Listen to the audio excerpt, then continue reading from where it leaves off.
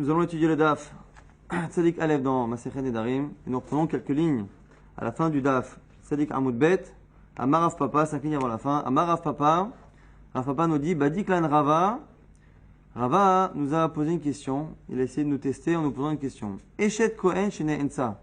Une femme de Kohen qui a subi une relation qu'elle ne voulait pas et qui donc est interdite à son mari. Yeshla Ktuba ou En Ktuba. Est-ce que lorsqu'il la divorce, elle reçoit sa Ktuba ou pas? Quelle est réellement la question? Keiva de Ones Gabe Kohen, Kemoratson le Gabe Israël Dame, En Ktuba. Est-ce que finalement, puisqu'une femme qui a une relation de manière consentante, lorsqu'elle est mariée avec un Israël, eh bien, elle lui devient interdite. Et l'équivalent chez le Kohen, c'est même si la relation n'est pas une relation qui est consentie par la femme. Et donc, puisque finalement, les deux créent le même interdit, est-ce que finalement, on va donner à la Ktuba le même statut que l'interdit? Si, dans le cas du Kohen, même si elle n'a pas voulu la relation, elle est interdite comme dans le cas d'une femme d'un Israël, lorsque la relation a été voulue, eh bien, est-ce qu'au niveau de la Ktuba, c'est pas la même chose que finalement, comme une femme, quand elle trompe son mari, elle n'a pas de Ktuba, la femme du Kohen qui lui est interdite, elle n'a pas de Ktuba. Ça, c'est le premier tzad. Première possibilité de comprendre. Odilma ou peut-être. Si Amrale, elle peut lui dire, Ana, Hazina. Attends, elle dit, moi, je n'ai rien fait. Déjà, c'est pas moi qui ai choisi d'avoir cette relation puisqu'on m'a forcé. Et en plus, non seulement ça. Mais qu'est-ce qui fait finalement que je te suis interdite? C'est pas cette relation puisque moi, avec n'importe quel autre juif, j'aurais été autorisé et je n'aurais pas été divorcé. Mais Gabrahu, et donc finalement, c'est toi, c'est mon mari, ou c'est toi, qui, en s'adressant à son mari, c'est toi, mon mari, qui finalement a un mazal, qui fait que ta femme t'est interdite. Donc c'est ta femme qui est interdite et pas moi qui te suis. Parce que finalement, c'est toi qui es Kohen. Moi, non seulement, je ne suis pas coupable de l'action, puisque j'ai rien fait, et en plus, la chose qui fait que je te suis interdit, contrairement à n'importe quelle autre femme d'un Israël, c'est justement ta Kedusha, ta sainteté de Kohen. Donc ce sont les deux zidadim, les deux manières de comprendre. C'est la question que Rava a posée. Ve'amrinanle, à ce moment-là, les élèves ont répondu. Matnitini, c'est une Mishnah, c'est notre Mishnah. Qu'est-ce qu'on dit dans la Mishnah? Aomeret, tmea anilecha, yeshla ktuba. On a dit il y a 3 femmes qui, à la base, étaient divorcées avec Ktuba. Donc aujourd'hui, maintenant, on ne les divorce pas. Mais quoi qu'il arrive à la base, au niveau du din, elles avaient leur Ktuba. La Gemara dit, par élimination, de quelle femme parle-t-on? Une femme qui dit à son mari, je te suis interdite. Eh bien, à la base, on a dit, il faut qu'il divorce et qu'il lui donne une Ktuba. La Gemara va regarder, et par élimination, on est obligé de tomber sur un cas, qui est notre cas, donc qui répond à notre question. Mais va Askinan. Il est Mavesh à Israël. Si on parle d'une femme qui est mariée avec un Israël, une femme Israël avec un Israël, elle va le voir, elle lui dit, tu sais, je te suis interdite. Comment elle peut être interdite? On a dit quoi? Iberatson, Klumish Ktuba. Si c'est une relation qui a été voulue. Elle dit, voilà, je t'ai trompé. Est-ce que c'est possible qu'elle ait une Ktuba? Pas shoot shelo. Beones, si elle dit qu'elle a une relation qu'elle n'a pas voulu, Mika Mitsara Gavra, mais elle n'est pas interdite à lui, donc on ne peut pas comprendre. Ça ne peut pas être que ça. Alors c'est quoi? Mais la Béchet Cohen, on est obligé de dire que c'est la femme d'un Cohen. Iberason Klumisha Ktuba, Migara Meshet Israël Berason, pas chose que si elle a voulu la relation, elle n'a pas non plus de Ktuba, ça change rien Cohen ou pas Cohen. Et la Ma, et la Lav, Beones, et Katane Yishla Ktuba. Forcément que la relation n'a pas été voulue, et qu'on est dans un cas d'une femme de Cohen, donc finalement, on dit qu'elle a Ktuba. Finalement, on a 4 cas possibles. Femme d'un Cohen, femme d'un Israël, et dans chacun des 2 cas, une relation voulue ou non voulue. Et en fait, on voit que finalement, par élimination, on est obligé de parler d'un cas où c'est la femme d'un Kohen qui a une relation qui n'est pas voulue. Et donc, c'est notre question. La fameuse question de Rava. Une femme de Kohen qui a une relation qu'elle ne veut pas et qui maintenant lui est interdite. Est-ce que parce qu'elle lui est interdite, eh bien, elle n'a pas de Ktuba? Ou parce qu'elle peut dire, écoute, c'est pas de ma faute. C'est de la faute de celui qui m'a forcé et la faute de mon mari s'il est Kohen. Elle peut dire à ce moment-là qu'elle a sa Ktuba. On voit après de notre Mishnah que oui, elle a sa Ktuba. Donc, c'est pour ça que c'est pas une question réellement de Rava. C'était une bidika. Elle était badique. Il a voulu voir si les Talmidim, les élèves, étaient capables de comprendre de la Mishnah un peu plus ce qui est marqué et de comprendre tout ce qu'on pouvait déduire.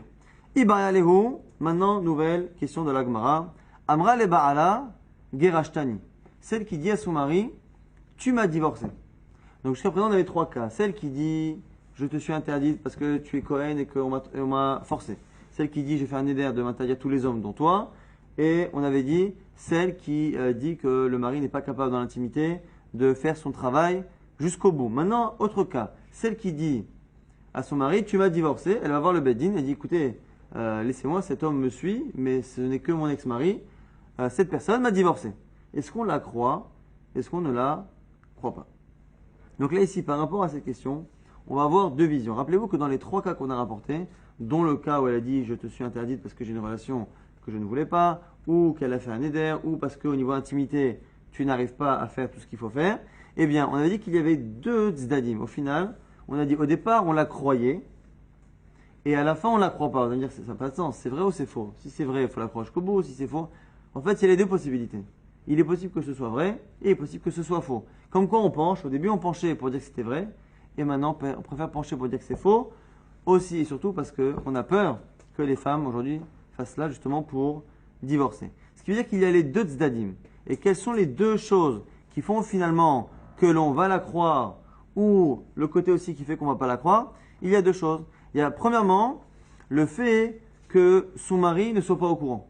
Il y a des choses, quand elle dit Tme'anilecha, on m'a forcé à avoir une relation. Le mari ne peut pas vérifier, il ne sait pas. Donc il y a un côté qui nous donne envie de dire qu'elle est capable de mentir. Pourquoi on ne va pas la croire? Parce qu'elle est encouragée par le fait qu'elle peut dire quelque chose et que son mari finalement ne peut pas infirmer ses paroles. Mais peut-être que dans un cas où le mari sait la chose aussi bien qu'elle, peut-être qu'on peut dire que la femme n'oserait pas dire devant son mari quelque chose que le mari peut contredire en disant mais qu'est-ce que tu racontes, c'est jamais arrivé. Ça c'est la raison qui fait qu'aujourd'hui on ne la croit pas, c'est aussi parce que justement quand elle dit Tme'anilecha, le mari ne peut pas vérifier si la femme elle a été forcée ou pas. Mais d'un autre côté, qu'est-ce qui pousse aussi à dire que l'on croit cette femme? C'est que Tme'anilecha, c'est quelque chose qui n'est pas très c'est un peu honteux, c'est pas très sympathique pour une femme de dire qu'elle a été forcée à avoir une relation avec un homme. Donc comme c'est pas facile à dire, on imagine que la femme ne va pas dire un truc pareil, si ce n'est que c'est vrai. Mais peut-être que lorsque la chose est moins honteuse, et bien dans ces cas-là, peut-être que ce sera différent. Et donc on a ces deux côtés-là. Et justement, quelle est l'importance de chacune des deux idées? Eh bien, ça va être une marque locale entre Rav Hamnouna et Rava. Et c'est comme ça qu'on va répondre à notre question. Nous, la nouvelle question maintenant, c'est quoi? C'est Gerashtani, tu m'as divorcé. En sachant que tu m'as divorcé, c'est à la fois quelque chose que le mari peut vérifier, parce qu'il est quand même au courant, je t'ai divorcé, je le sais, non? Alors qu'on a dit j'ai été violé, eh bien du coup il ne peut pas vérifier. Mais d'un autre côté, c'est quelque chose qui est moins honteux, Gerashtani, c'est moins honteux pour une femme de dire tu m'as divorcé que de parler de la relation. Donc il y a finalement les deux choses qui s'opposent. Et donc du coup, Gerashtani, on ne sait pas si c'est finalement plus un cas où on va la croire ou un cas où on la croira moins. C'est la marque locale Rav Hamnouna, Rava. Amar Rav Hamnouna. Tashma vient apprendre de notre Mishnah. Omeret Tme'anilecha, c'est qui dit je te suis interdit, j'ai une relation que je ne voulais pas et tu es Kohen et je te suis interdite. Nafilou les Mishnah Harona de Katanela lo mehemna. Même selon la conclusion, on a dit à la fin aujourd'hui, on n'a pas des problèmes, donc on préfère pencher pour le mensonge et dire qu'elle a menti. Pourquoi? Parce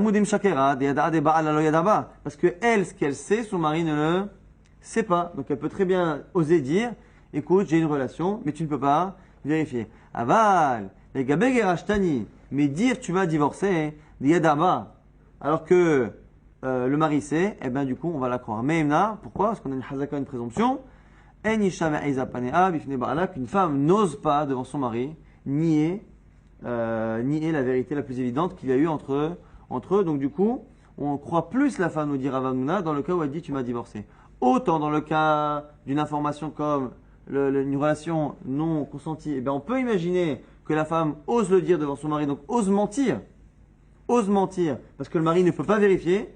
Et lorsqu'elle est dans son mari, elle ne peut pas mentir sur quelque chose qui sont censés avoir fait ensemble. Le divorce, le minimum, c'est que ça se fasse à deux. Donc, non, alors c'est un cas où il n'y a pas d'écrit. C'est un écrit, voilà.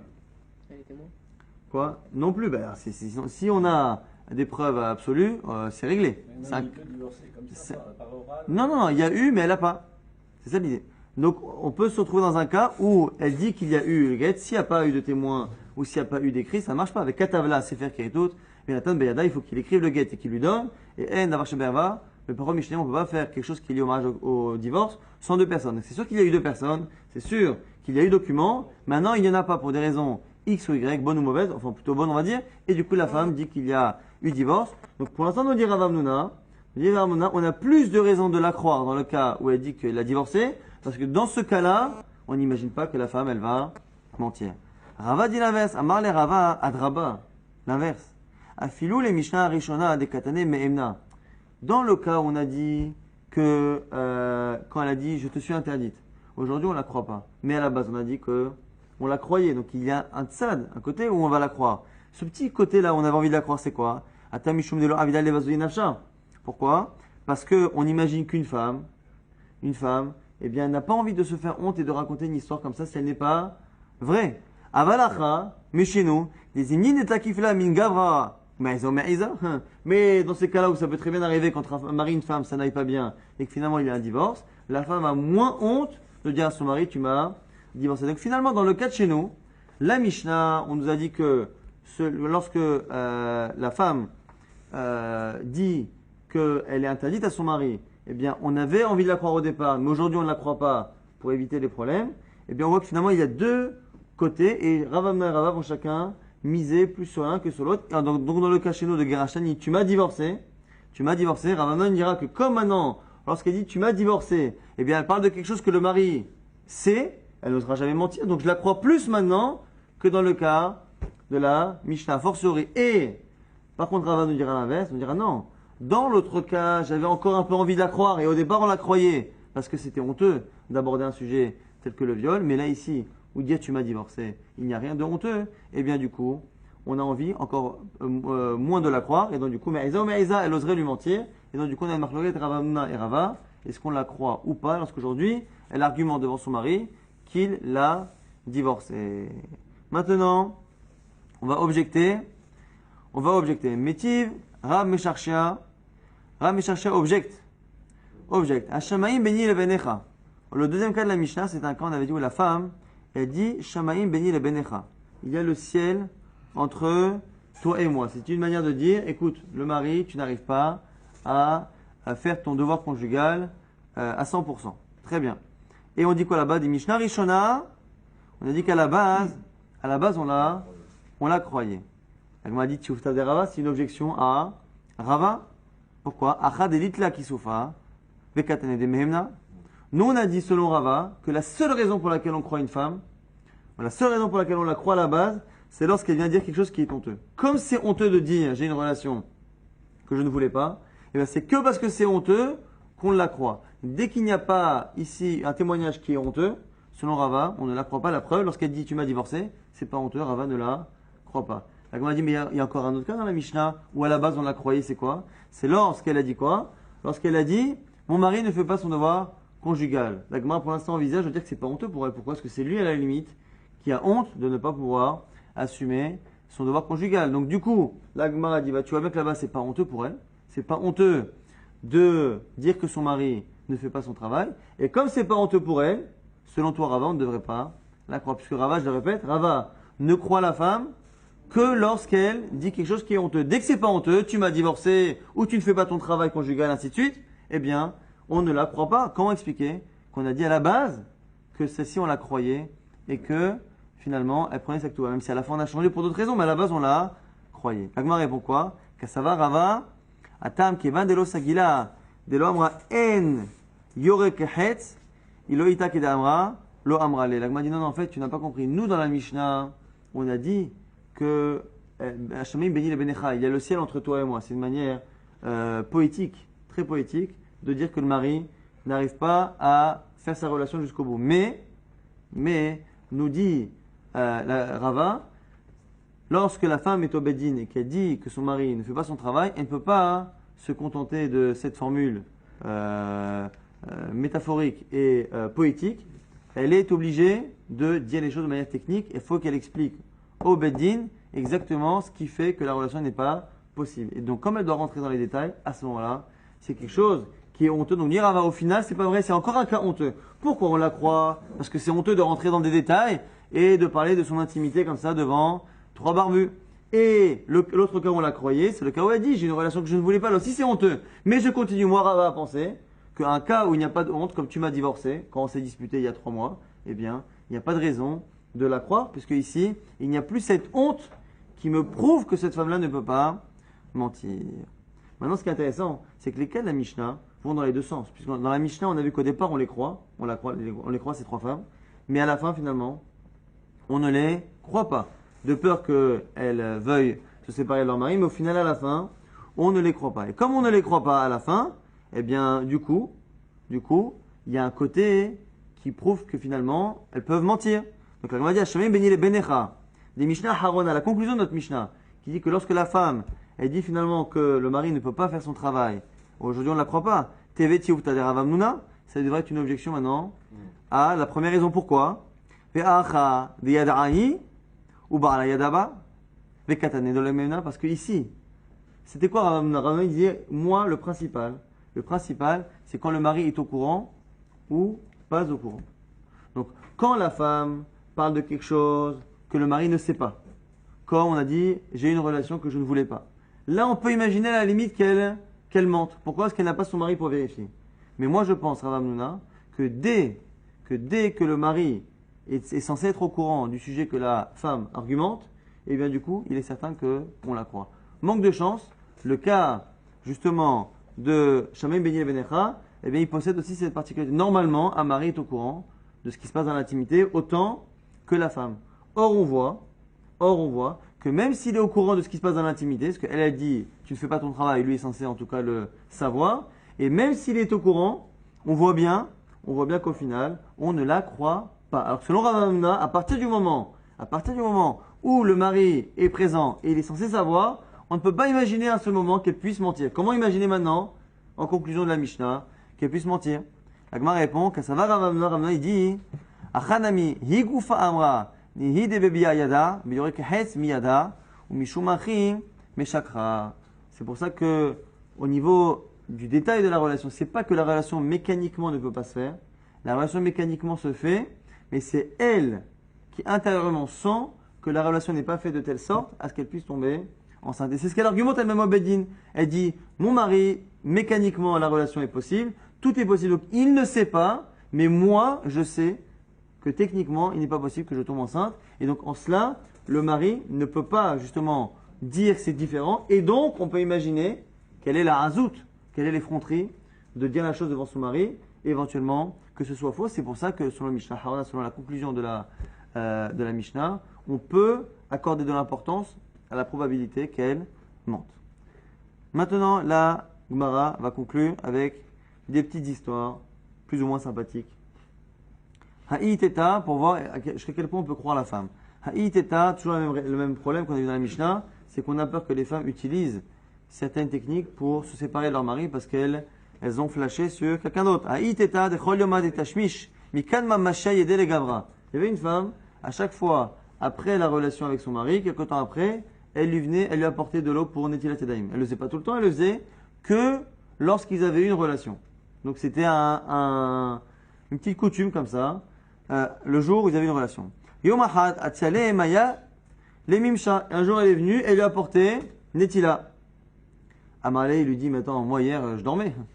Il dit, Ada Amita, Loavataina. Il dit, mais la chose ne s'est pas passée hier. Mère Jolie lui dit, mais madame, nous ne nous sommes pas connus hier soir. Amrale, elle lui a dit, ah, Imken, Hamin Nochim, Ahaloye. Si c'est ça, c'est sûrement un goy, un non-juif qui passe à côté, qui vend des trucs, des tentes et des machins. C'est sûrement quelqu'un, et je me suis pas rendu compte, et finalement, dans le noir, dans la chambre, c'était quelqu'un d'autre. Alors, est-ce qu'on la croit? Parce que ça allait d'être finalement un peu honnête, on dirait que c'est tombé par hasard. Est-ce que c'est Messar Fitumo, ou est-ce que c'était une embuscade? Alors on dit, Vei antlo, dilma minhon, Amar Rav Nachman, Rav Nachman nous dit, Aine adnatna baher, dans cette femme-là, elle a vu un autre homme, et elle veut se séparer de son mari, donc elle nous a raconté une histoire. Velid be mashasha bemila, on ne craint pas le fait que cette histoire soit vraie. Histoire similaire. Ha'i teta de lo ava bediha, da'ata behade gavra. Il y avait une femme qui un jour était triste, était toujours joyeuse d'habitude, et un jour, il voit qu'elle fait la tête. Bon. Amala, elle lui dit, Aïna Maïshena, elle dit, qu'est-ce que tu as? Amrale, elle lui dit, mais orla notsartan bederech eres keina. Derech eres, c'est une des appellations de la relation conjugale. Elle lui dit, parce que hier soir, lorsque ce qui doit se passer s'est passé, eh bien, ça s'est très mal passé. Donc, notre relation hier soir s'est très mal passée. Alors, la même chose, Amala, il lui dit, lo avad amita aïna, elle dit, mais attends, mais on n'a rien fait hier soir. I'ant lo, dit mahal minhon, imken, alenochim naftuye davu acha aina, i'ant lo, dit mahal meon, il dit, mais attends, il y avait d'autres non-juifs qui étaient là, qui vendaient des trucs, alors peut-être que si c'est pas toi, elle a dit, si c'est pas toi mon mari, c'est forcément un des autres. Amalou Rav Nachman, pareil, il a redit la même halakha, qui est ici similaire, il n'y a pas de raison notamment de faire de chilokim entre les professions des non-juifs qui étaient autour. L'otage gihunba, notenet, enea, be'acher, havai, elle aussi. Donc, peut-être que la Gemara vient de nous apprendre que ce n'était pas une femme particulière qui en a dit ça, c'est de manière générale. De manière générale, les cas comme ça similaires où la femme, de manière éventuellement ou faussement hasardeuse, eh bien, s'est rendu compte que finalement, il était possible que ce soit pas avec son mari qui a une relation, on ne la croit pas, on imagine que cette femme-là, elle veut se débarrasser de son mari. Autre histoire, qui est un peu différente cette fois. Ha'u Gavra Dave Meharzek Beveita Inteta. Il y avait un homme qui était enfermé dans une maison avec une femme. À la tamaré des bêta, le mari est rentré à la maison. Par Tenoef le Hutsa vers Arak. Et le type qui était enfermé dans la maison avec la femme, dès que le mari est rentré, devant lui, il est parti en courant. Amarava, Rava, qu'est-ce qu'il a dit? Iteta Sharia. Cette femme est autorisée à son mari. On ne craint pas que le mari qui était enfermé avec la femme ait une relation. Pourquoi? Imita de Avadisura. Irkusa Avamirkas. Pourquoi? Parce que si cet homme-là avait eu une relation avec cette femme, il se serait caché, il n'aurait pas osé s'enfuir devant le mari. Là, en s'enfuyant devant le mari, il savait que le mari allait le voir. Et donc, du coup, il n'aurait pas eu cette effronterie si réellement il y avait une relation. Ha'unoef de'a legabe da'in teta. Il y avait cette fois un noef, donc quelqu'un qui avait déjà une réputation pas très jolie avec les femmes, qui était dans la maison d'une femme. Atagavra, le mari est rentré. Salik noef. Et le bonhomme s'est caché derrière une porte. Ava mahtan, tahletaman, vitaminun hivya. Et le mari s'est assis pour manger un plat qui avait été goûté, enfin qui avait été touché par un animal, par un serpent, qui a cette fâcheuse tendance à mettre du venin dans le plat et donc rendre le plat inconsommable, mortel. Donc il a failli manger sans sa femme. Le type qui était caché derrière la porte et que l'on soupçonne d'avoir une relation avec cette femme, puisqu'en plus il a une réputation à la base sulfureuse, eh bien, il est sorti, il a dit, ne goûte pas ce plat, parce qu'il y a un hivya, donc un serpent qui a mis sa bouche dedans. Amarava, Rava a dit quoi? Il était sharia, il mettait des avarisura, il khaled et velimut. Cette femme-là est autorisée. Pourquoi? Parce que si cette femme avait une relation avec cet homme, eh bien cet homme-là aurait préféré se débarrasser du mari, non pas même pas de manière active, mais de manière passive, en laissant le mari manger. C'est Mina Shamaïm, il a qu'à manger et il se débarrasse à ce moment-là du mari. S'il n'a pas voulu se débarrasser du mari, au contraire, il a voulu sauver, c'est une preuve qu'il n'a pas eu de relation avec cette femme. Pourquoi? Dire-t-il, Kina Afou Vedam Benehendu, sait-on que on peut passer finalement de l'adultère au meurtre, c'est un passage dans Yahizkel qui dit qu'ils ont eu des relations adultérines et ils ont du sang sur les mains, parce que très souvent on peut passer de l'un à l'autre, que l'adultère peut donner des envies de meurtre, et donc du coup si dans ce cas-là il n'a pas cherché à s'en débarrasser, ça veut dire qu'il ne l'a pas trompé. Pshita la Gemara, c'est évident que ce bonhomme-là, s'il a sauvé le mari, c'est qu'il n'y a pas de relation. La Gemara dit non, bah où d'étéma? Qu'est-ce que tu aurais pensé? Isura avad et haïdi amale. Peut-être que non, tu aurais pu penser qu'ils ont une relation. Et la raison pour laquelle il a voulu sauver le mari, c'est dit Khaled de l'olimud baal, parce qu'il préfère que le mari soit vivant. Il avait pour que cette femme-là reste avec un statut de Maïm Gedovim. C'est le fameux pasuk dans Mishneh qui dit que Maïm Gedovim, ou que l'eau qui est volée, eh bien, elle est metouka, elle est douce, elle a un goût que n'a pas. Alors, on a choisi l'eau exprès parce que l'eau n'a pas de goût. Maïm Gedovim Mitaku, on aurait pu penser que le bonhomme, conscient du fait que quelque chose a meilleur goût lorsqu'il est interdit, eh bien, conscient de cela, va de manière volontaire laisser le mari vivant pour donner un peu de panache et un peu de parfum à cette relation interdite. Kamash Malan, on apprend que quoi? On apprend, nous dit Tosfot, Kamash Malan, que même si c'est vrai, lui ne le sait pas. Et donc, comme il ne sait pas que ça a un meilleur goût quand c'est interdit, eh bien, lui, lorsqu'il a une relation avec une femme, il cherche consciemment à supprimer le mari parce qu'il ne sait pas que le goût que la femme a est en fait un goût qui est fictivement augmenté par le Yitzhara, justement parce que c'est interdit. Et donc, du coup, c'est la raison pour laquelle on finit par penser que lorsqu'il y a une relation entre un homme et une femme, eh bien, l'homme ou la femme cherche à se débarrasser du mari, gênant Adran Alach. Velo Nedarim, on a terminé le Perek et le Nedarim. Au Slikala, Masechet Nedarim, on a eu le Sroud de terminer Masechet Nedarim.